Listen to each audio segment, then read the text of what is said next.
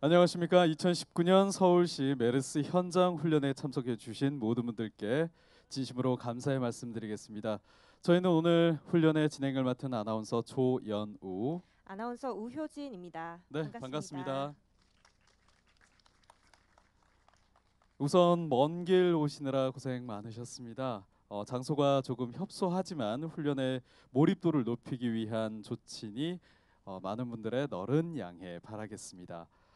먼저 본 훈련의 목적에 대해서 간단히 말씀드리도록 하겠습니다. 서울시는 국가적인 위기 상황이었던 2015년 메르스 사태 이후 신종 감염병의 추가적인 유입에 대비한 실질적인 현장 훈련의 필요성을 인지하여 연 1회 대규모 현장 훈련을 실시하고 있습니다. 2016년 에볼라 바이러스병, 2017년 조류 인플루엔자에 대한 훈련을 실시했으며 올해는 메르스를 주제로 한 현장 훈련을 이렇게 준비를 했습니다.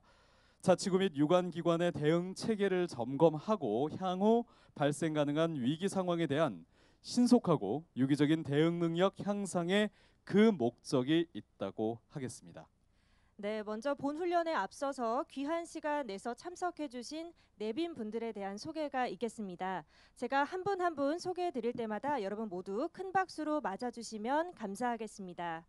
먼저 서울시 나백주 시민건강국장님 참석하셨습니다. 네, 박수 부탁드립니다. 서울의료원에서는 김민기 원장님께서 참석하실 예정이었지만 급한 일정으로 부득이하게 참석하지 못하셔서 오늘 표창혜 의무부원장님께서 참석하셨습니다. 네, 박수 부탁드립니다. 네, 다음은 서울시 의사회 박홍준 회장님 참석하셨습니다. 네, 박수 부탁드립니다. 이어서 이번 훈련을 주관하는 박봉규 질병관리과장님 참석하셨습니다. 네, 큰 박수 부탁드립니다. 다음은 정진숙 감염병 대응팀장님 참석하셨습니다. 박수 부탁드립니다. 끝으로 최재필 감염병 관리지원 단장님 참석하셨습니다. 네, 박수 부탁드립니다. 이어서 인사 말씀이 있겠습니다. 인사 말씀을 진행해 주실 나백주 시민건강국장님을 여러분 모두 큰 박수로 맞아주시길 바랍니다.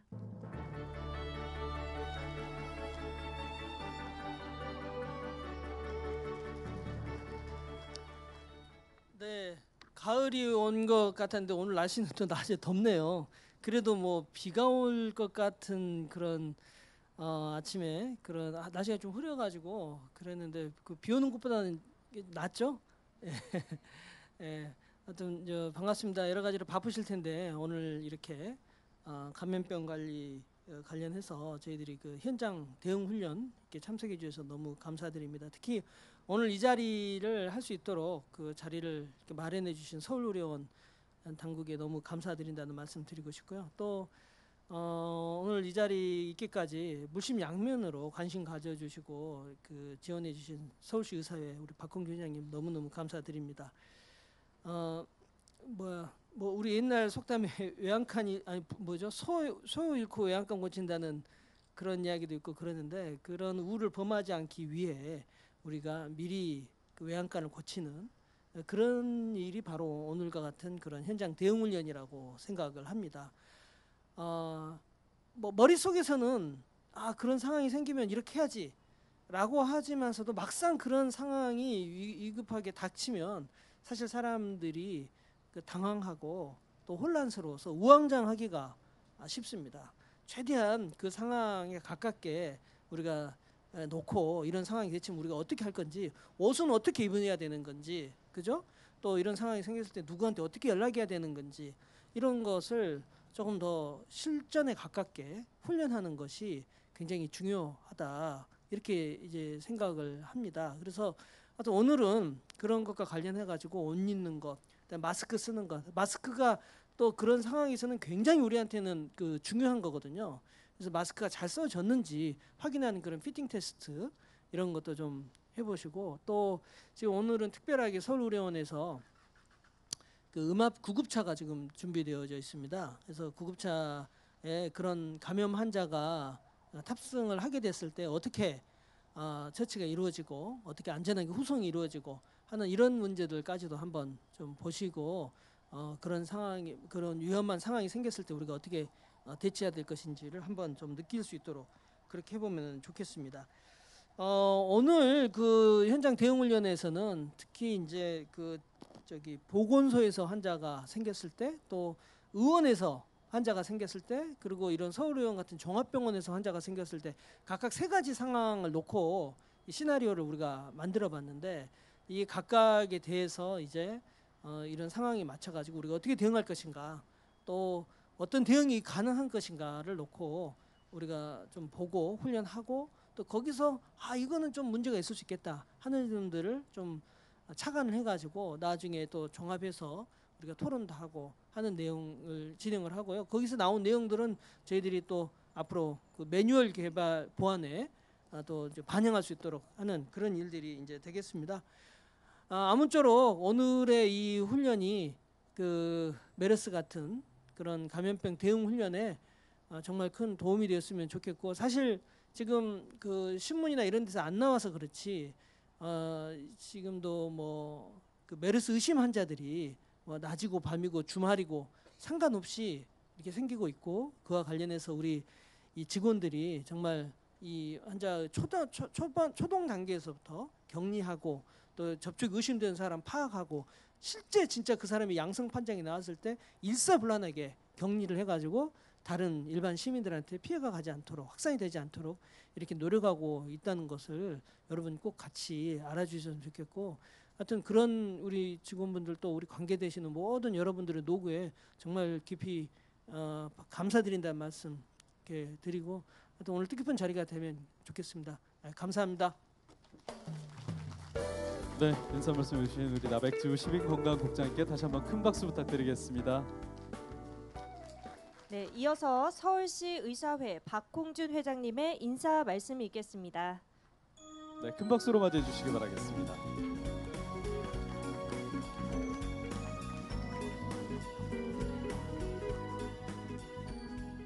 네, 여러분 반갑습니다. 서울시 의사회장 박홍준입니다.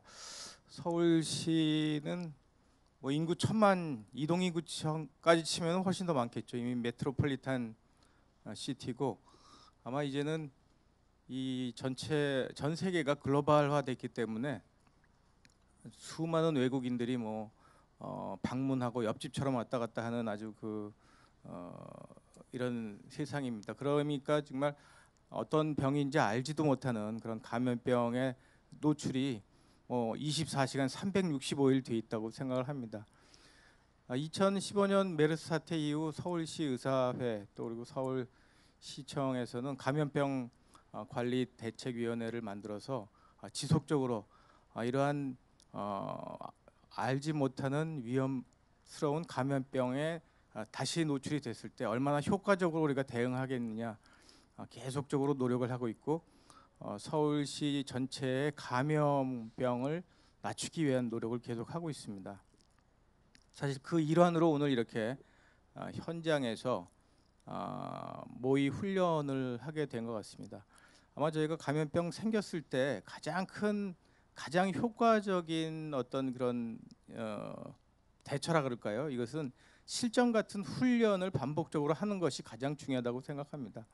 그래서 저희 서울시 의사회도 지금 5천여 이상의 의원급 회원들과 또 40여 개 이상의 특별분해 이렇게 회원들이 있는데 감염병이 생겼을 때 가장 어려움을 겪는 것은 시민들이지만은 그와 더불어서 의료기관의 겪는 어려움은 이루 말할 수가 사실 없습니다. 특히 의원급은 정말 엄청난 어려움을 겪습니다. 그래서 이렇게 항상 훈련을 통해서 철저히 대비를 하고 또한 이렇게 오늘 서울시 공공의료의 가장 뭐랄까 믿음직한 의료기관인 이 서울의료원을 중심으로 이런 훈련을 할 수 있다는 것에 대해서 상당히 반갑고 고무적으로 생각합니다. 오늘 나백주 국장님도 같이 참여해서 이런 행사를 시행하게 되었고 이 감염법 대책은 한 기관의 노력으로만 되지 절대로 않는다고 생각합니다.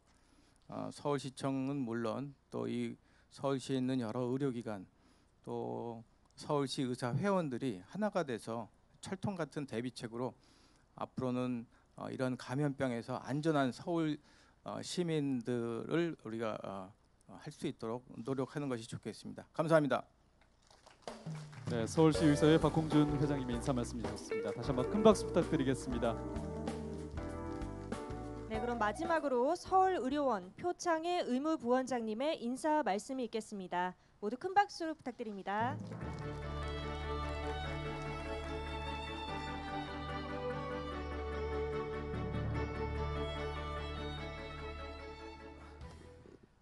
안녕하십니까.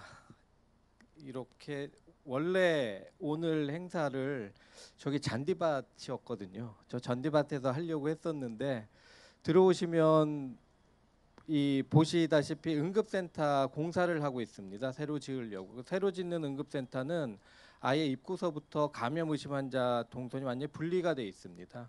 그러면서 음압병실이 따로따로 분리되어 있는 그런 지금 응급센터를 건립하고 있습니다.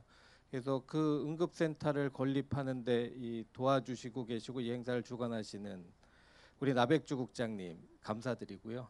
그다음에 이 행사의 주관자인 박봉규 과장님 감사드립니다. 그리고 이 자리를 환영해 주시기 위해서 오신 우리 박홍준 그 서울시 의사회장님 감사드립니다. 그래서 지금 장소가 좀 열악해져 있고요. 그래서 여기 이 쌓여져 있는 거는 이 감염병에 대해서 훨씬 잘 대처하기 위해서 응급센터를 새로 짓는 것 때문에 이렇게 돼 있는 거고요. 그 감염병 관리 지원단이 우리 병원으로 이사 오게 된 거는 올해 5월입니다.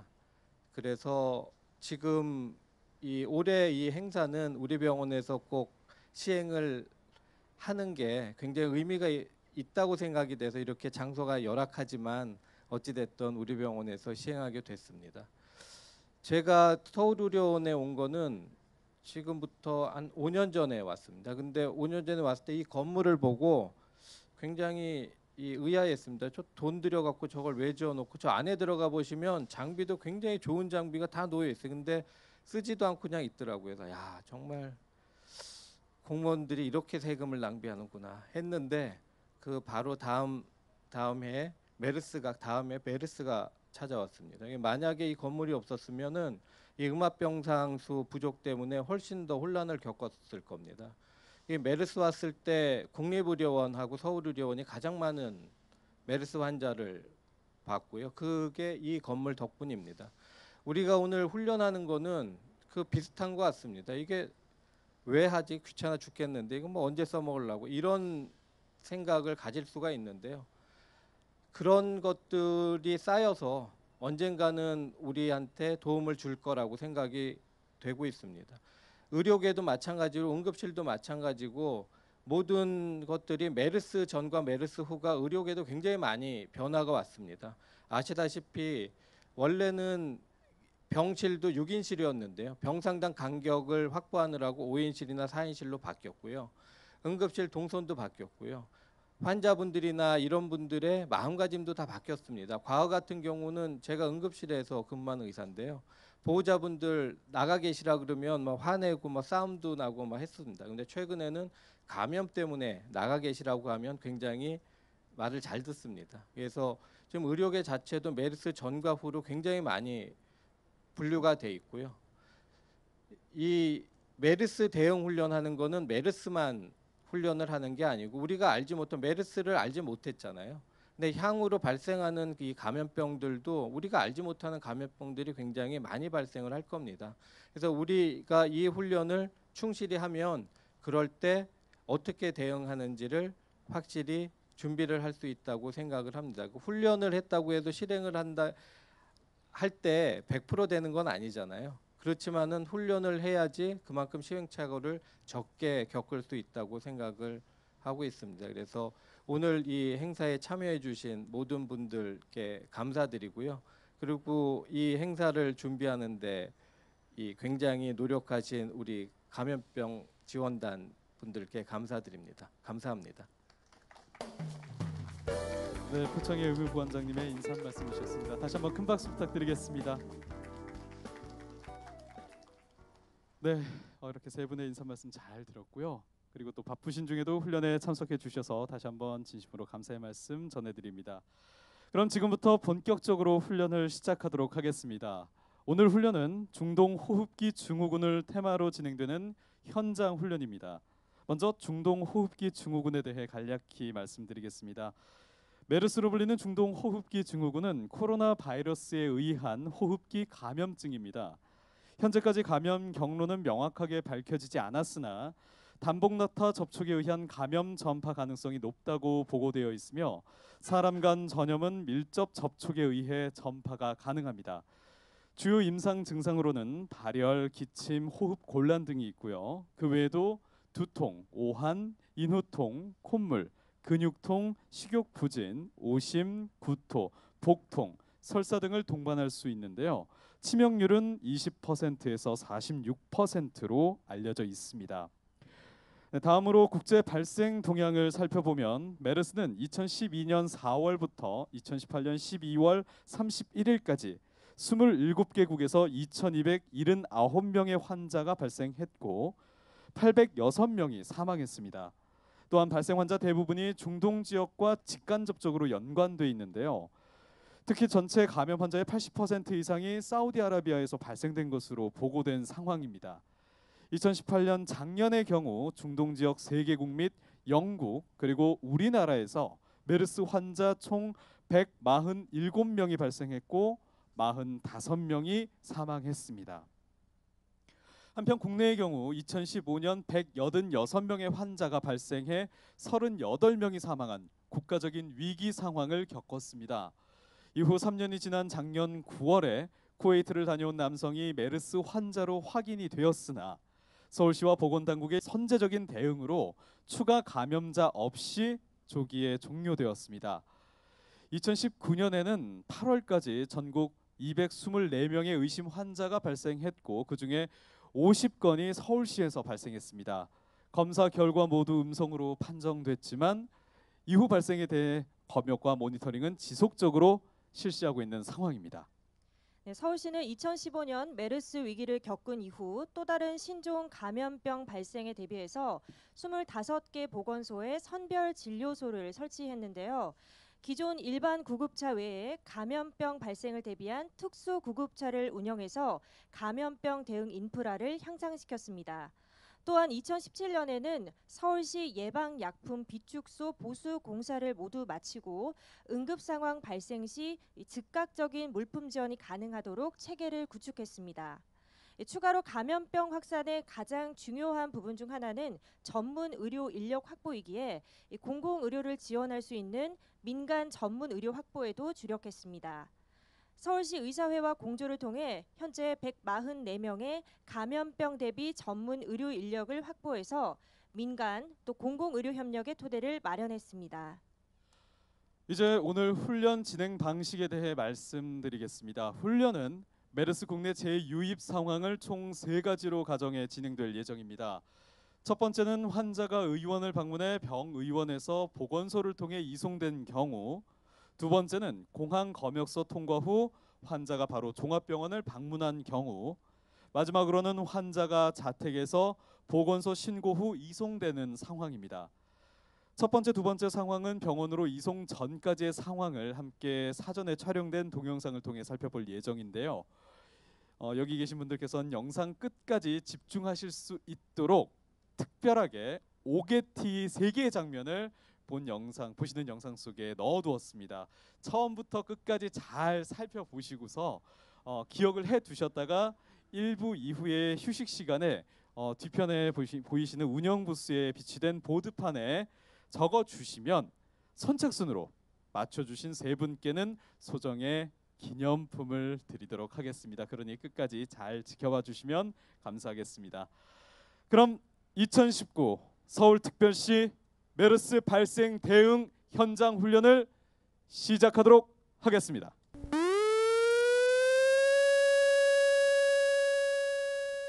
(2019년 9월 20일) 현재 사우디 리야드 지역을 중심으로 377여 명의 환자가 발생, 오만, 아랍에미리트 등에서도 지속적으로 환자가 발생하고 있습니다. 서울시는 메르스 국내 유입에 대비해 24시간 대응 체계를 상시 운영하고 있는 상황입니다. 첫 번째 훈련은 의심 환자가 의원 신고를 통해 내원한 상황입니다. 지난 9월 10일부터 2주간 아랍에미리트, 두바이 지역을 여행하고 귀국한 김위기 씨의 상황을 영상을 통해 살펴보겠습니다. 대학생 김위기는 2019년 9월 10일부터 2주간 아랍에미리트의 아부다비, 두바이 지역을 여행하고 두바이 국제공항을 출발하여 인천국제공항으로 9월 20일 오후 7시에 귀국하였습니다.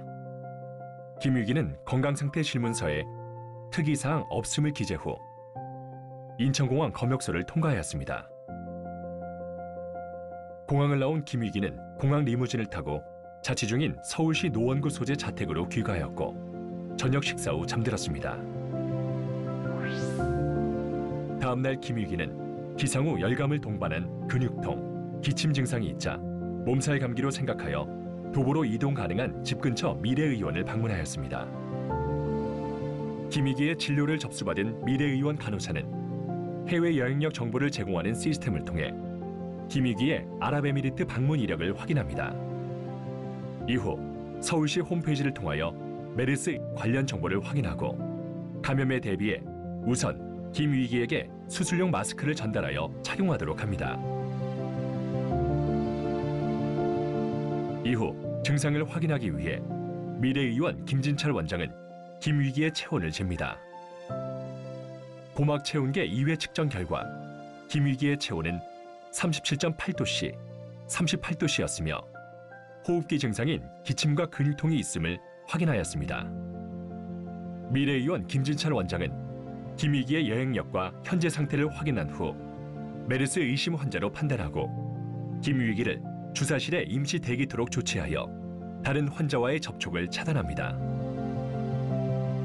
이후 관할 보건소인 노원구 보건소에 메르스 의심 환자가 발생했음을 유선으로 신고합니다. 메르스 의심 환자 신고를 접수한 노원구 보건소 담당자는 김위기에게 역학조사에 대한 사전 고지를 실시합니다. 이후 환자의 여행력, 이동 동선 등 메르스 역학조사를 진행하고 김진철 원장을 통해 환자 상태 등 추가적인 사항을 확인합니다. 역학조사는 감염병 예방법 제18조에 따라 시행되며 정당한 사유 없이 역학조사를 거부하거나 거짓으로 진술해서는 안 됩니다. 질병의 유입 원인을 확인하고 질병 확산과 관련된 위험 요소들을 차단하기 위해 진행되므로 환자의 적극적인 협조가 매우 중요함을 말씀드립니다. 노원구 보건소 담당자는 작성한 메르스 역학조사서를 서울시 역학조사관에게 휴대폰 메시지로 전송한 후 서울시의 의심 환자 분류를 요청합니다. 안녕하세요. 고생이 많으십니다. 노원구 보건소 감염병 담당자입니다. 관내 의원에서 발생한 메르스 의심 환자 역학조사 관련하여 사진을 보내드렸으니 확인 분류 부탁드립니다. 네, 현재 환자분은 어디에 계신가요? 미래의원 주사실에 임시 격리되어 있습니다. 수술용 마스크 착용 중입니다. 네, 역학조사서 확인 후 바로 연락드리겠습니다. 네, 알겠습니다.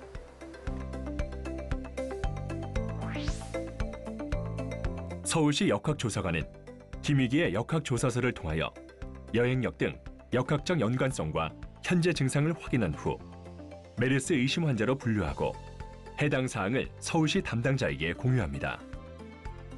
김위기의 경우 낙타 접촉, 현지 병원 방문력이 없어 역학적 연관성이 낮은 의심 환자로 분류되었습니다. 의심 환자로 분류된 김위기는 관할 보건소를 통하여 국가지정 입원 치료 병상으로 이송될 예정입니다. 국가지정 입원 치료 병상은 감염병 환자 발생 시 격리 입원 치료를 위해 음압시설 및 적절한 오염 제거 공간 등의 시설을 겸비하고 있습니다.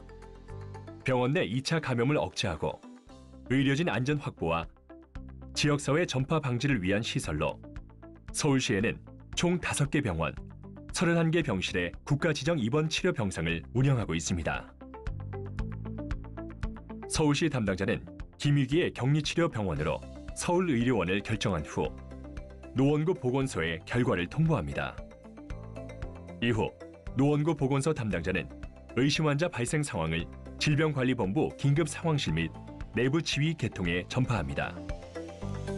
노원구 보건소 담당자는 김유익에게 격리 결정 사실을 안내합니다. 안녕하세요. 노원구 보건소 감염병 담당자입니다. 선생님이 메르스 의심 환자로 판단되어 격리 이송 후 검사를 실시해야 할 것 같습니다. 신분증을 가지고 계신가요? 네, 그 주민등록증 가지고 있습니다. 근데 이거 가족들한테 사실 알려야 될 것 같은데 혹시 검사 나오는데 얼마나 걸리나요? 빠르면 검사 8시간 이후입니다. 결과가 음성이면 퇴원하실 수 있습니다.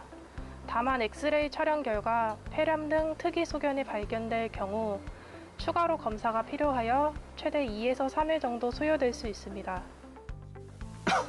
아, 네, 알겠습니다. 그 혹시 비용도 발생하나요?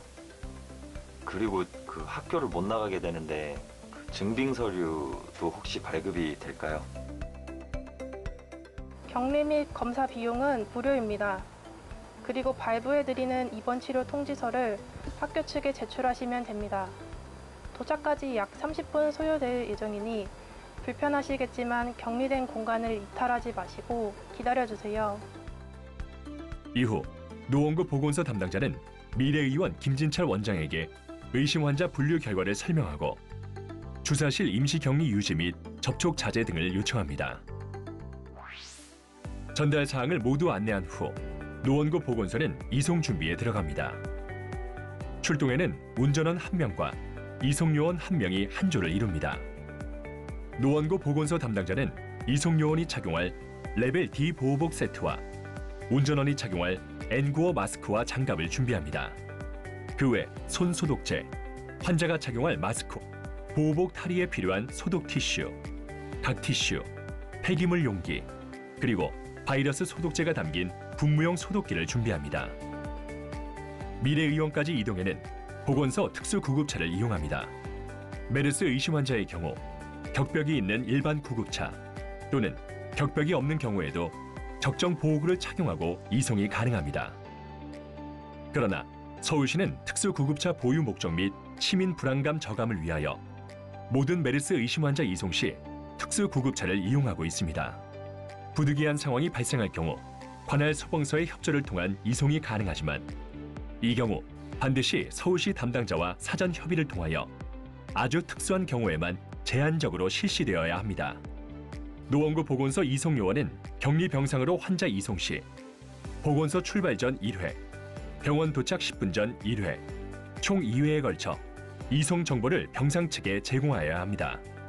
이는 병상 측이 제공된 정보를 바탕으로 환자 입실 준비를 위해 꼭 필요한 조치입니다. 노원구 보건소 이송요원입니다. 메르스 의심 환자 김위기 씨를 서울의료원으로 이송 시작하려 합니다. 네, 병실과 의료진이 준비된 상태입니다. 서울의료원 도착 예상 시각은 19시입니다. 도착 10분 전 다시 연락드리겠습니다. 네, 정보 제공 감사합니다.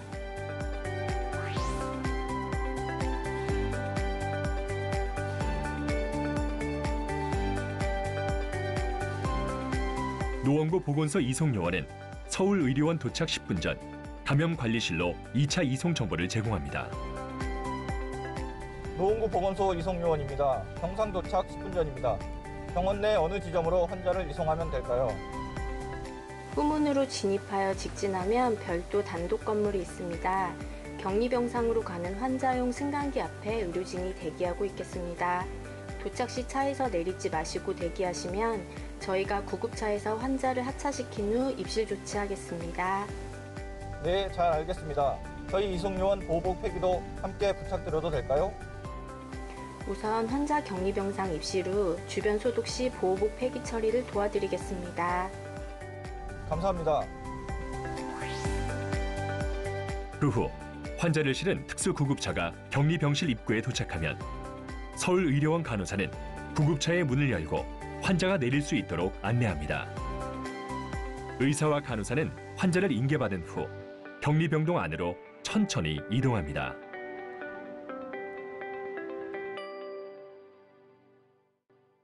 네, 다음은 공항 검역소를 통과한 후 환자가 직접 종합병원을 내원한 사례입니다.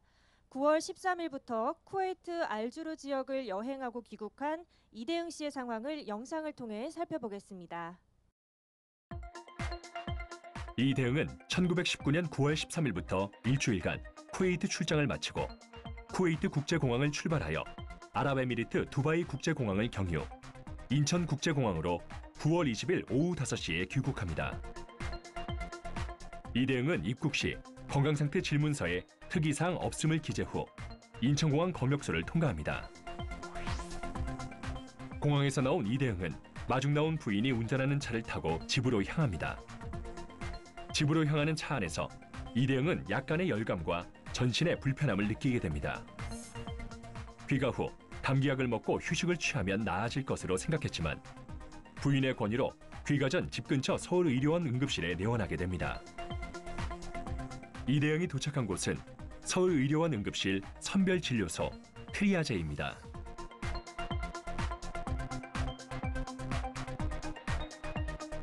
서울의료원 응급실 선별진료소 간호사는 이대흥의 방문 국가와 현재 증상을 확인합니다. 혹시 2주 내에 해외여행 다녀오신 적 있으세요? 쿠웨이트 알주르 지역 여행하다가 얼마 전에 귀국했어요. 특히 어디가 불편하세요? 일단 몸에 열이 나서 그런가 전체적으로 다 몸이 불편하고요. 오는 도중에 기침도 좀 심해진 것 같고요. 지금 현재 환자분 열 감지 카메라에서 열이 감지돼가지고 일단 그 격리 조치를 좀 해야 될 것 같아요. 선별진료소 간호사는 해당 상황을 담당 의사에게 전달한 후 이대흥을 응급격리실로 임시 격리시킵니다. 응급격리실에 격리 후 확인된 이대흥의 체온은 37.8도씨로 호흡기 증상인 기침과 가래와 설사 증상이 있었습니다. 서울의료원 응급격리실 담당 의사는 이대흥의 상태를 확인한 후 메르스 의심 환자로 판단, 관할 보건소에 의심 환자 발생 신고를 합니다. 메르스 의심 환자 신고를 접수한 보건소 담당자는 서울의료원 응급격리실을 통하여 환자의 상태를 확인한 후 이대흥에게 유선으로 메르스 역학조사를 진행합니다. 현지 활동력 조사 결과 낙타 및 유증상자 접촉, 현지 병원 방문 이력은 없음을 확인합니다. 역학조사가 끝난 후 보건소 담당자는 메르스 역학조사서를 작성하여 서울시로 의심 환자 분류를 요청합니다. 서울시 역학조사관은 이대흥의 해외 방문력과 증상을 확인하고 메르스 의심 환자로 판정 후 서울시 담당자에게 해당 사실을 공유합니다. 서울시 담당자는 이대흥이 임시 격리되어 있는 서울의료원을 격리병상으로 지정 후 질병관리본부 긴급상황실 및 내부 지휘 계통에 상황을 전파합니다. 이번 경우처럼 환자가 임시 격리되어 있는 최초 방문 병원을 메르스 격리병원으로 지정할 경우 보건소 구급차를 통한 별도의 이송이 필요치 않아 보다 신속히 의심 환자를 격리시킬 수 있습니다. 단, 최초 방문 병원이 국가 지정 입원 치료 병상이 아닐 경우는 역학적 연관성이 낮고 임상 증상이 경증인 환자에 한하여 최초 방문 병원 격리가 가능함을 말씀드립니다. 응급격리실에서 상황을 보고받은 격리병동 의사와 간호사는 레벨 D 보호복을 착용하고 격리병동 입구에 대기합니다. 이후 응급격리실에서 이대흥을 인계받아 격리병동 안으로 이대흥을 안내하여 격리 입실을 마칩니다.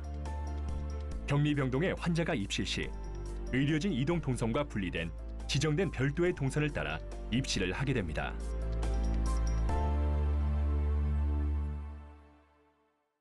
마지막 세 번째는 의심 환자가 자택에서 직접 보건소에 신고한 상황입니다. 국제건축회사에서 근무하고 있는 박훈련 씨는 2019년 3월 1일부터 현재까지 사우디아라비아 리야드에서 6개월간의 파견 근무를 마치고 리야드 국제공항을 출발해서 아랍에미리트 두바이 국제공항을 경유한 후 인천 국제공항으로 9월 21일 토요일 오후 6시에 귀국했습니다. 박훈련 씨는 입국 시에 미미한 두통이 있었지만 건강 상태 질문서에 특이사항 없음을 기재하면서 인천공항 검역소를 통과했습니다. 이후 공항 리무진을 타고 서울시 동작구 소재의 자택으로 귀가해서 부모님과 저녁 식사 후 잠자리에 들었습니다. 네, 기상 후 박훈련 씨는 두통이 조금 심해졌지만 긴 여행으로 인한 피로로 생각하고 귀국 환영차 회사 동료들이 마련한 오찬 모임에 참석합니다. 오찬은 동작구 소재 중식당 단독룸에서 약 2시간 동안 진행이 됐고 동료 8명이 참석했습니다. 오찬 장소가 집 근처라 박훈련 씨는 도보로 식당을 왕복했습니다. 오찬 후 귀가한 박훈련 씨는 16시경 발열 증세가 심해졌고 기침 증상이 추가 발현됐습니다. 박훈련 씨는 메르스가 의심돼 인천공항 검역소에서 안내받은 질병관리본부 콜센터 1339로 증상을 신고했습니다. 신고를 접수한 1339는 관할 보건소인 동작구 보건소로 의심 환자 발생 상황을 통보합니다. 메르스 의심 환자 신고를 접수한 동작구 보건소는 유선으로 박훈련 씨에 대한 역학 조사를 진행합니다. 역학 조사는 직접 시연으로 진행하겠습니다. 모두 앉아 계신 자리에 좌측에 마련된 보건소 부스를 집중해 주시기 바라겠습니다. 예, 안녕하세요. 동작구 보건소 감염병 담당자 박지수입니다. 지금부터 메르스와 관련하여 몇 가지 여쭤보겠습니다. 몇 가지 정황상 지금 박훈련 씨는 감염병 예방법 제18조에 따라 메르스 역학조사 대상입니다. 박훈련님이 말씀해 주시는 내용은 감염병 차단 및 확산을 방지하고 감염원과 발생 규모 등을 파악하는 데 활용이 됩니다. 조사와 관련해서 거짓 진술을 하지 않도록 부탁드리겠습니다. 네, 이해했습니다. 말씀해 주세요. 박훈련 씨 본인 맞으시죠? 주민등록번호가 어떻게 되시죠? 820101000000입니다. 국적은 우리나라 맞으시죠? 혹시 거주하시는 주소지는 어떻게 되시나요? 네, 국적은 한국이고 주소는 서울시 동작구 장승배기로 10기 42번지입니다. 혹시 같이 거주하시는 가족 구성원은 몇 명이세요? 부모님과 형제 포함해서 총 4명입니다. 본인 연락처 좀 말씀해 주시겠어요? 010-0000-0000입니다. 현재 직업은 어떤 일을 하고 계시죠? 국제 건축회사에 근무하고 있습니다. 그럼 혹시 사우디아라비아 출국 일자와 출국 목적은 어떻게 되시나요? 파견 근무로 6개월 전에 출국해서 9월 21일 어제 들어왔습니다. 그러면 혹시 정확한 귀국 일시는 기억하고 계시나요? 9월 21일 토요일 18시쯤입니다. 그러면 사우디아라비아 외에 혹시 최근 14일간 다른 나라를 방문하신 적이 있나요? 아니요, 없습니다. 입국 시 혹시 다른 나라를 경유하시진 않으셨나요? 리야드에서 두바이 국제공항 경유해서 인천 국제공항으로 입국했습니다.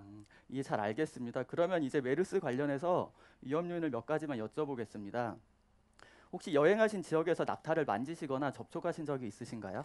아니요. 그럼 혹시 현지에서 병원을 가시거나 증상이 있는 사람과 접촉하신 적이 있으신가요? 병원은 가지 않았고 증상 있는 사람 접촉한 적도 없습니다. 그러면 혹시 들어오실 때 어떤 비행기 편명으로 귀국하셨는지 기억이 나세요? 편명은 잘 기억이 나지 않고 저녁 6시에 인천국제공항 도착하는 항공기를 탔습니다. 이해 확인 감사합니다. 그럼 이제 건강 상태와 관련해서 몇 가지만 더 여쭤보겠습니다. 혹시 처음 몸에 이상을 느꼈을 때와 증상은 어떻게 되시나요? 오늘 오전부터 두통이 심해졌고 기침 증상과 콧물 증상이 있었습니다. 혹시 해열제나 약을 드신 적이 있나요? 아니요, 없습니다. 혹시 체온은 측정해 보셨어요? 집에 있는 고막 체온계로 측정해 보니까 체온이 한 38도 나오네요. 예, 확인 감사드립니다. 그럼 혹시 평소에 고혈압이나 당뇨 등 다른 기저질환은 없으신가요? 아니, 없습니다. 혹시 담배는 안 피우세요? 아니요, 피지 않습니다. 예, 잘 알겠습니다. 응답해 주셔서 감사드리고요. 조사 내용을 검토한 후에 향후 조치에 관해서 다시 한번 연락드리겠습니다. 그때까지 불편하시더라도 외출하지 마시고 집안에서 대기 부탁드리겠습니다. 네, 결과 확인되는 대로 빠른 연락 부탁드립니다. 네, 역학조사가 완료된 후 동작구 보건소 담당자는 작성된 메르스 역학조사서를 서울시 역학조사관과 및 질병관리본부 긴급상황실로 보고합니다. 동작구의 메르스 의심 환자 신고 상황을 전달받은 서울시 역학조사관은 역학조사서를 검토합니다. 역학조사서 확인 결과 역학적 연관성이 낮은 메르스 의심 환자로 판단, 박훈련 씨에 대해 국가 지정 입원 치료 병상 이송을 결정합니다. 서울시 역학조사관은 서울시 주무관에게 해당 사실을 공유합니다. 서울시 주무관은 서울 시내 국가지정 입원 치료 병상을 운영하고 있는 5개 병원 중 10개 격리 병상을 보유한 서울 의료원을 격리 병상으로 지정합니다. 그 후 동작구 보건소에 격리 결정 사항을 통보하고 내부 보고를 실시합니다.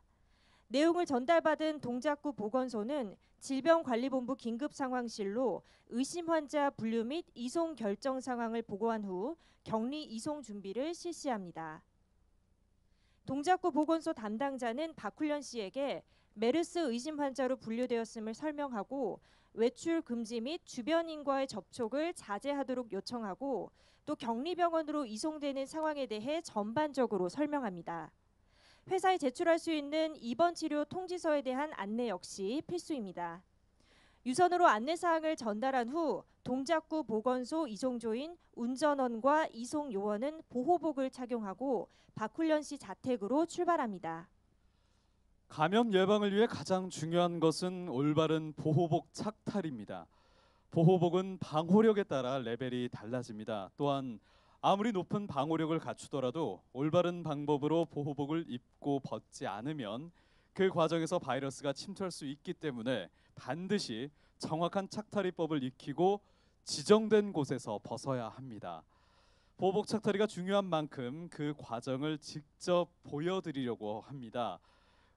그럼 이송요원이 출동 시 착용하게 되는 레벨 D 보호복의 착탈의 과정을 시연하겠습니다.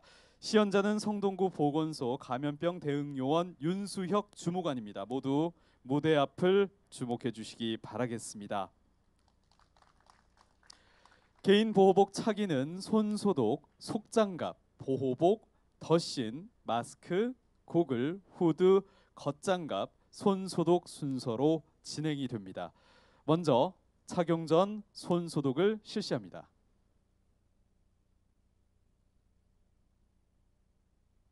네, 구석구석 깨끗하게 소독을 실시하고 있습니다.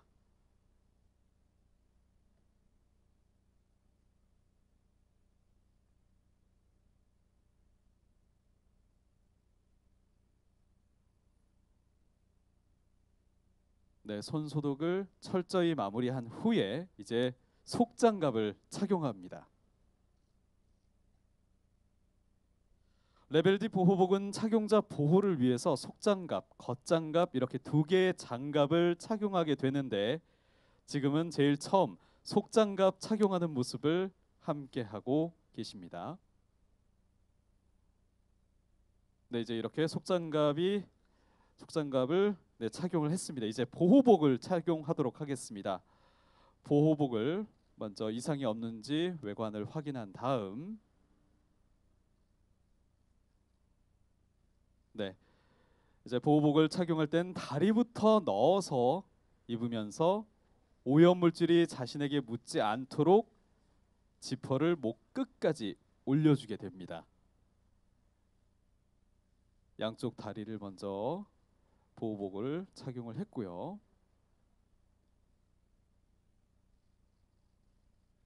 그리고 소매가 팔목 위로 올라가는 것을 예방하기 위해서 양쪽 소매에 있는 고리에 손가락을 걸어주게 됩니다. 마지막으로 보호복 지퍼를 올린 이후 다시 한번 이상이 없는 유무를 육안으로 확인하는 모습을 보고 계십니다. 네, 다음은 덧신을 착용합니다. 덧신은 방수 재질로 잘 찢어지지 않는 것을 착용하는 것이 좋습니다. 역시 외관상 이상 없는지 먼저 확인을 한 뒤에 네, 왼발 오른발은 착용하는 분의 선택이니까요. 네, 꼭 어느 게 먼저다는 정해지지 않은 것 같습니다. 단 지금 보시는 바와 같이 덧신을 꼼꼼하게 잘 착용을 하셔야 되는 것, 이게 가장 필수겠죠.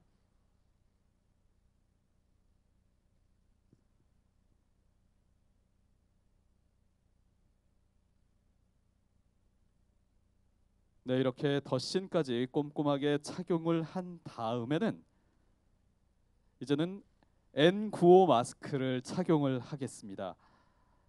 먼저 육안상으로 이상이 없는지 확인을 하고 착용 후에는 마스크 노즈 클립을 코에 밀착되도록 살짝 눌러주시고 후 하고 숨을 내쉰 다음 하고 들어 마셔서 새는 곳이 없는지 확인을 합니다. 네, 확인을 하고 이상 없을 시 네, 완전 착용을 하고요. 네, 이상이 없음을 확인했을 때 다음은 고글을 착용하겠습니다.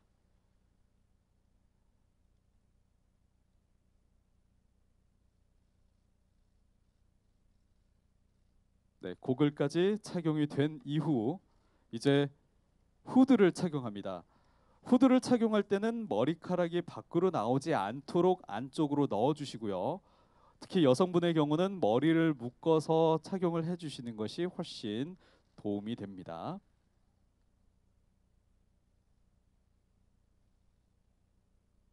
네, 착용을 하고 이제 마지막으로 겉장갑을 착용을 합니다. 겉장갑 착용은 소매 위로 충분하게 덮어주면서 착용을 하게 됩니다. 그리고 활동 시에 소매가 겉장갑 밖으로 빠지지 않도록 유의하셔야 합니다.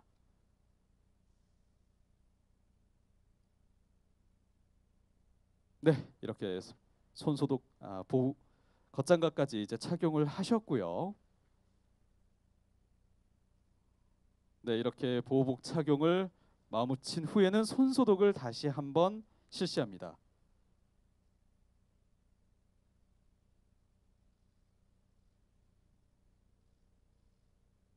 네, 철저하게 소독을 진행을 하고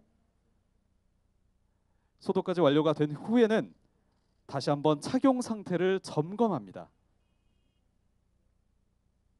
네, 어디 착용하면서 이상이 없는지 확인을 하시고서 이상이 없다라고 확인이 되시면 보호복 착용이 완료가 된 것입니다. 이상으로 보호복 차기 시범을 마치도록 하겠습니다. 시연을 해주신 우리 성동구 보건소 윤수혁 주무관님께 큰 박수 다시 한번 부탁드리겠습니다. 특수 구급차를 타고 박훈련 씨 자택에 도착한 보건소 이송조는 현장에 도착한 후 박훈련 씨에게 전화를 걸어 구급차의 도착 상황 및 위치를 설명합니다. 보건소 이송조는 수술용 마스크를 박훈련 씨에게 착용시키고 뒷좌석에 탑승 후 격리병원으로 출발합니다. 일반적으로 의심 환자의 격리 이송 시 이 보건요원은 의심 환자와 함께 뒷좌석에 탑승하지 않고 운전석 옆에 보조석에 탑승하게 됩니다. 단 의심 환자가 응급을 요하는 상황인 경우 의료진과 동승하게 되고 영유아인 경우 보호자인 부모 중 한 명이 함께 탑승을 하게 됩니다.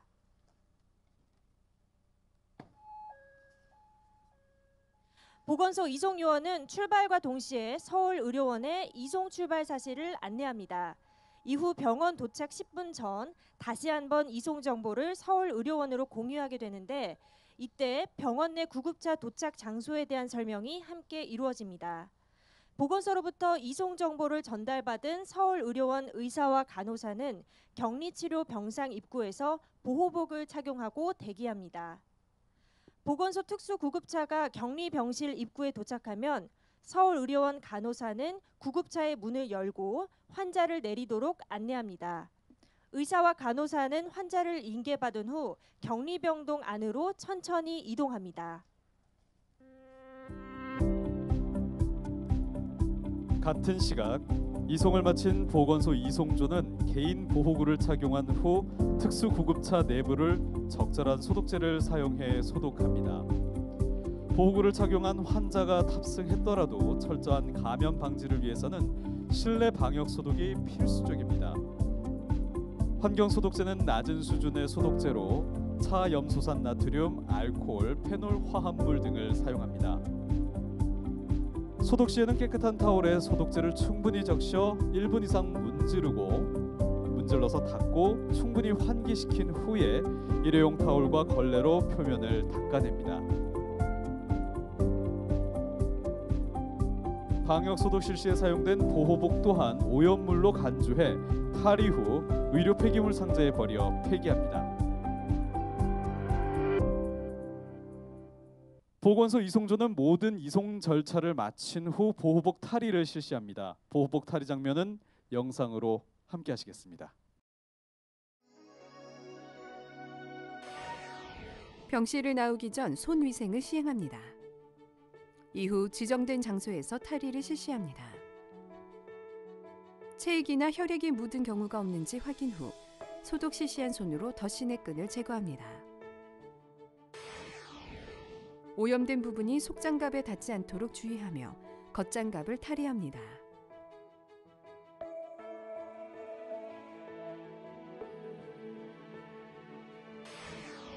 머리를 덮고 있는 후드를 탈의합니다. 보호복에 손이 최소한으로 접촉 후 탈의합니다. 어깨 부분의 보호복을 뒤집어 바깥면이 안쪽으로 들어가도록 차근차근 내리며 탈의합니다. 발목 아래까지 내리면 신고 있던 덧신과 함께 탈의합니다. 탈의한 보호복은 격리의료 폐기물통에 버리고 손소독을 실시합니다.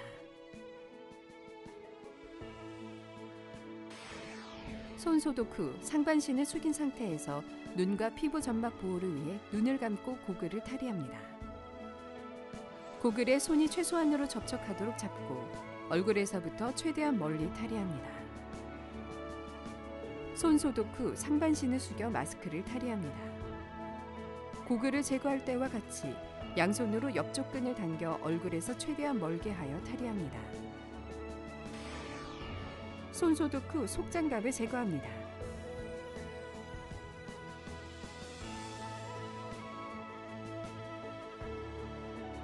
제거 후에도 다시 한번 손소독을 실시합니다.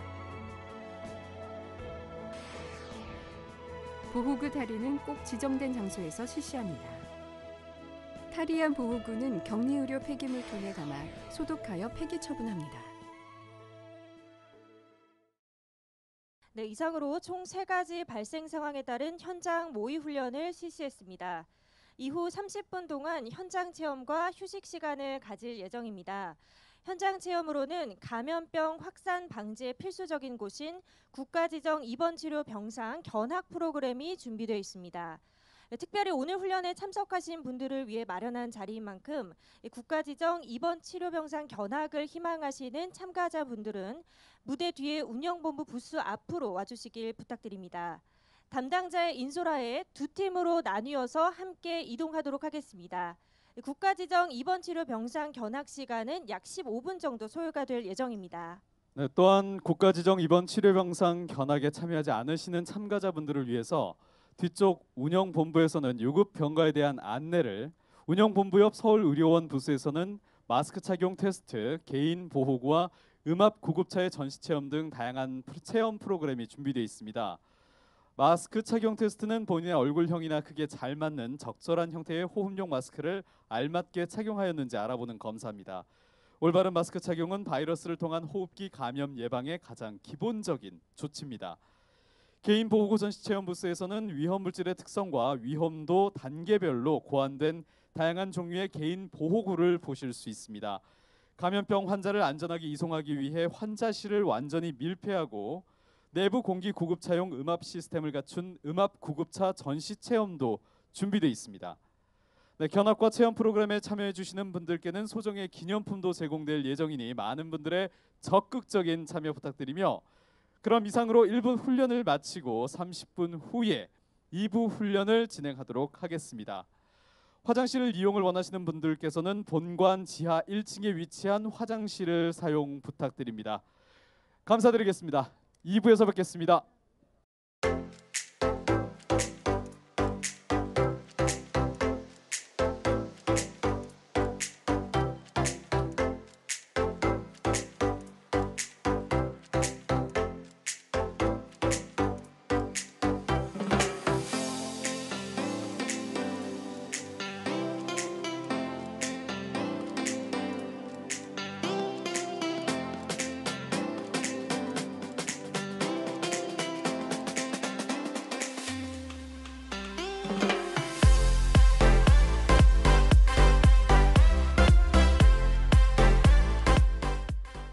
그럼 지금부터 서울시 메르스 현장 훈련 2부를 시작하겠습니다. 1부에서 환자가 서울의료원까지 이송되는 과정을 3가지 상황으로 살펴봤다면 2부에서는 환자가 서울의료원으로 이송된 이후 상황을 현장에서 보여드리겠습니다. 환자가 이송된 이후 서울의료원 격리병상에서는 의심 환자 김위기에 대한 검체 채취가 이루어집니다. 검체 채취 및 이송 과정은 영상을 통해 확인하시겠습니다. 음압격리실에서는 환자의 체온, 혈압 등을 재며 상태를 확인합니다. 이때 검체를 채취하거나 에어로졸이 발생하는 시술을 할 의료진은 PAPR을 별도로 착용해야 합니다. 반드시 PAPR 착용을 마친 뒤 검체를 채취하고 검체 3중 포장을 함께 돕는 보조자는 분리된 전실에서 대기합니다. 검체가 담긴 1차 용기를 전실의 보조자에게 전달하고 보조자는 전실에 준비된 공간에서 용기 표면을 소독하여 흡수제로 감싸 2차 용기에 담습니다. 이후 다른 보조자가 2차 용기를 건네받아 표면을 소독한 뒤 뚜껑을 단단히 고정하고 뚜껑 표면을 소독합니다. 마지막으로 손을 꼼꼼히 소독한 뒤 준비된 3차 외곽 포장 용기에 검체를 넣고 마무리합니다.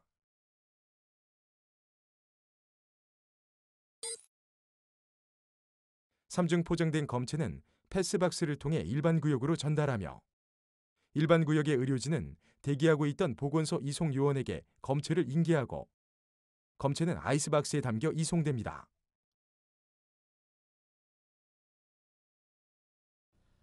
네, 검체를 인계받은 서울시 보건환경연구원 질병연구부 바이러스 검사팀 연구사는 인수받은 검체의 RT-PCR을 수행합니다.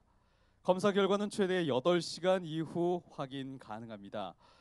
RT-PCR 검사 양성을 확인한 보건환경연구원 연구사는 서울시 주무관에게 연락해 검사 결과를 안내합니다. 부스간 통화를 통해 안내 내용을 확인하시겠습니다.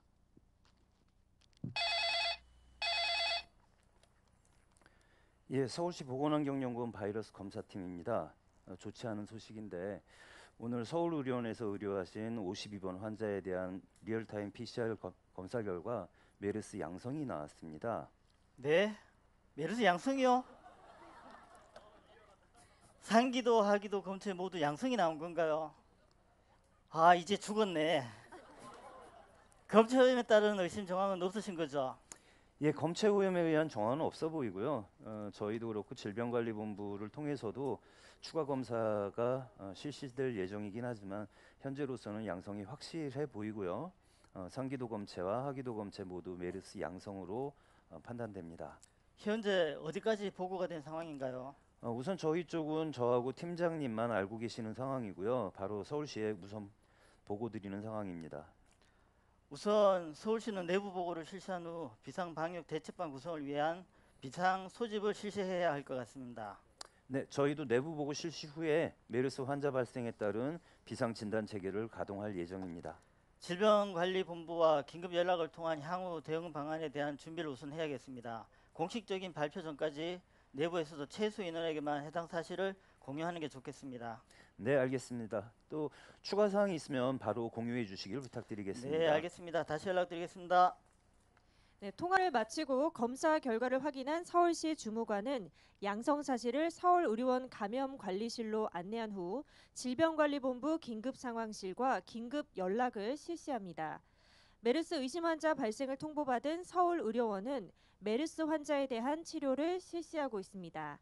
치료는 2차 감염을 차단하기 위해 격리병상 내에서 진행됩니다. 메르스 확진 상황을 통보받은 서울의료원 국가지정격리병상의 의료진은 환자에 대한 치료를 시행합니다. 충분한 자원이 환자에게 공급돼 최선의 진료가 이루어지고 또 환자와 의료진 모두 안전하도록 그리고 지역사회로의 2차적인 전파를 차단하기 위해서 치료는 격리병상 내에서 진행됩니다. 진료 전 과정에 걸쳐 환자로부터 나오는 모든 체액을 오염된 것으로 간주하는 표준주의, 또 오염된 표면의 접촉을 통한 감염을 막기 위한 접촉주의, 비말주의, 특히 기관지 흡인, 기관지 내시경 시술 등과 같이 이 에어로졸이 생성될 수 있는 시술 시에는 공기 매제주의 절차를 엄수하면서 진료에 임합니다. 확진 환자에 대한 격리의 해제는 환자가 치료돼서 발열과 호흡기 증상이 모두 사라진 뒤 48시간 후 시행하는 객단 바이러스 핵산 증폭 검사를 24시간 간격으로 2회 시행해서 모두 음성일 경우 해체하고 일상으로 복귀가 가능합니다. 이후 메르스 발생 상황을 반영해 보건복지부는 감염병 위기 경보를 관심에서 주의로 격상합니다. 감염병 위기 단계는 관심, 주의, 경계, 심각 이렇게 총 4단계로 구성되며 메르스 국내 유입은 위기 단계 주의에 해당합니다. 서울시는 지휘계통에 긴급 유선 연락을 실시해 메르스 확진자 발생 상황 전파를 마쳤으며 추가적인 서면 보고를 준비합니다. 서울시는 위기 상황 발생 시 1차 유선, 2차 서면에 신속하고 정확한 지휘 라인 보고 체계를 갖추고 있습니다. 서면 보고에는 발생 경위, 즉 환자 정보 및 입국 경로, 그리고 현 상태 등이고요. 조치사항, 격리 이송, 검사, 비상 방역 대책반 구성 준비 등이고, 그리고 향후 계획 등이 포함이 됩니다. 서울시는 메르스 확진자 발생 상황을 인지한 즉각적인 방역 대책반 구성에 돌입하며 시민건강국장을 반장으로, 질병관리과장을 담당관으로 하는 6개 팀으로 구성을 이미 완료하였습니다. 또한 서울시는 발생 정보를 공개하고 중앙부처와 유기적인 협력 체계를 구축합니다. 동시에 메르스 정보 제공을 위한 홈페이지 정보, 보건소 및 숙박시설 대상 안내문 배포, 언론 모니터링 등 대시민 의료기관에 대한 홍보 역시 추가적으로 진행하게 됩니다. 다음으로는 심층 역학조사인 확진자 역학조사가 시행됩니다. 확진자 역학조사는 환자의 감염 요인과 접촉자를 좀 더 세밀하게 찾아내기 위해서 진행됩니다. 질병관리본부 즉각대응팀 2명, 서울시 역학조사관, 그리고 서울시 감염병지원단 연구원 1명이 공동으로 시행합니다. 이 확진자 역학조사 시에는 확진 환자의 기저질환, 활동력, 또 의무기록 조사를 통해서 환자 상태를 분석합니다. 추후 추가적인 접촉자를 확인하기 위해서 CCTV, 카드 사용 내역 등 가능한 모든 정보를 동원해서 접촉 동선을 확인합니다. 이후 접촉자의 범위를 설정하고 조치 계획을 수립하고 그 외에도 역학적으로 연관성이 있는 위험 요인 등을 고려합니다. 확진자 역학 조사 결과 자택에서 의원으로 직접 신고한 박훈련 씨의 밀접 접촉자는 약 35명, 의원 신고로 내원한 김위기 씨는 약 2명, 공항에서 직접 종합병원을 방문한 이대응 씨는 약 15명입니다. 서울시 방역대책반에서는 해당 접촉자들의 정보를 주소지 보건소에 통보합니다. 주소지 보건소에서는 밀접 접촉자에게 자택 격리 통보서를 발송해 접촉일부터 14일까지 자택 격리를 실시합니다. 밀접 접촉자의 경우 자가 격리와 능동 감시가 실시되며 출국 제한 대상이 됩니다. 관할 보건소에서는 격리 안내문과 함께 마스크, 체온계 및 기타 필요 물품을 제공해 환자의 자가 격리에 어려움이 없도록 지원합니다. 서울시와 질병관리본부는 밀접 접촉자와 추가적인 일상 접촉자를 지속적으로 파악하고 있습니다. 그에 따른 수동 감시 조치는 밀접 접촉자보다 접촉 정도가 낮은 일상 접촉자를 대상으로 실시되며 격리는 실시되지 않으나 의심 증상이 나타날 경우를 대비해 보건소와 상시 연락 체계를 유지하도록 합니다. 또한 서울시는 자치구의 접촉자 관리를 지원하기 위해 비축소에 비축되어 있는 비상 방역 물품을 배부합니다. 서울시에서는 위험 및 위기 시 의사소통 회의를 소집합니다. 감염병의 전파 위험성과 시민의 인권 등을 고려해 감염병 정보의 공개 범위를 결정합니다. 서울시 주무관은 감염병 관리 지원단 및 서울시 의사회와 발생 현황을 공유하며 적극적인 협조를 요청하고 대시민 홍보 및 정보 공개를 시행합니다. 한편 서울시 의사회는 감염병의 추가 확산 상상에 대비해서 기존에 훈련된 신종 감염병 대비 전문 의료 인력 144명의 실전 투입 지원을 준비합니다. 감염병 관리 지원단은 방역 대책반 상시 근무 체계를 가동하고 역학조사 현장을 지원합니다. 단장 및 부단장의 총괄하에 감염병 감시 분석팀, 지역사회 위기 대응팀, 그리고 감염병 교육 훈련팀으로 나뉘어서 즉각적인 대응이 가능하도록 합니다. 서울시는 추가 확진자 발생에 선제적으로 대비해서 서울시장을 본부장으로 하는 재난안전대책본부 구성을 준비합니다. 또한 서울시는 질병관리본부와 유기적으로 협력해서 메르스 대응에 총력을 기울입니다. 확진자가 이동한 동선을 공개하고 메르스에 대한 정확한 정보와 예방 방법을 지속적으로 홍보해서 메르스 종식을 위한 총력을 기울이고 있습니다. 서울시는 늑장 대응보다 과잉 대응이 낫다는 지난 2번의 메르스 경험을 바탕으로 선제적인 대응 체계를 구축하고 있습니다. 네. 여기까지 준비된 현장 훈련 내용은 모두 마무리가 되었습니다. 사실 오늘 훈련 시작 전까지만 해도 날씨가 굉장히 좀 햇빛이 많이 비쳐서 좀 살짝 걱정을 했는데 다행히 훈련 과정 내에는 좀 구름이 빛을 좀 가려줘서 그나마 좀 덜 하지 않았나, 훈련 받으시는데 좀 햇빛도 그렇고 더위도 좀 덜 하지 않았나 생각이 합니다. 장시간 훈련에 참석해 주셔서 다시 한번 감사의 말씀드리겠습니다. 이제 마지막 순서로 총평과 단체 사진 촬영이 남았는데요. 총평은 서울시 감염병관리지원단 최재필 단장님께서 진행을 해 주시겠습니다. 큰 박수로 우리 최재필 단장님을 맞이해 주시기 바라겠습니다.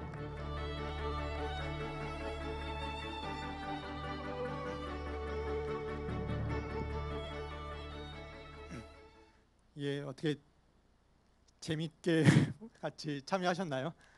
예. 네. 사실은 이제 계속 연습해 오는 것이고 또 이제 준비하는 과정에서 같이 모두 노력을 했었는데요. 정말로 이게 공중보건이라는 것이 누구 한 명의 힘으로 되는 것이 아니고 통합된 노력이라고 말했던 그런 부분들이 다시 생각이 나는 것 같습니다. 보건, 그다음에 또 보건소, 시청, 그리고 또 뭐 의사회라든지 아니면 또 이렇게 지역 병원들, 그리고 또 이제 어떻게 보면 환자들까지 전부 다 참여해서 일련의 과정들이 이제 함께 이루어지지 않으면 안 되는 그런 것들이었고, 제가 사실 이제 준비한다고 여러 가지 준비를 했는데도 이렇게 보면서 또 이런 부분들이 또 우리가 또 문제가 있구나, 여러 가지를 다시 보게 되는 것 같습니다.